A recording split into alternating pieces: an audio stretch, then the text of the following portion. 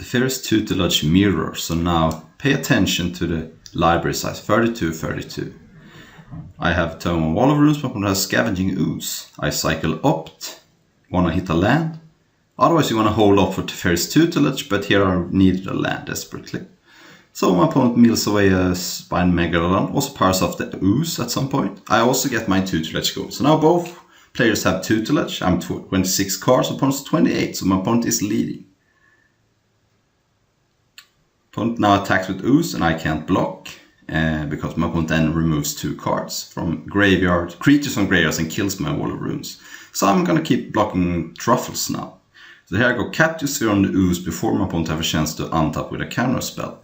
The Ooze is still in play doing duty, removing graveyards, which is important when you have Frantic Inventory. But what are you gonna do? The Ooze is just gonna go insane in a tutelage mirror, so I have to Capture Sphere.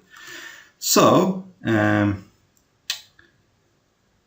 I am at 15 cards, my opponent is 18 cards. Things are spicing up, and I have to cast inventory here because I need to use my mana, but my opponent is removing 2 Frantic Inventories from my graveyard in response. So I mill, and things are looking kind of awkward now. I go Library Larcenist to enable me to draw a card and mill 2 for a turn.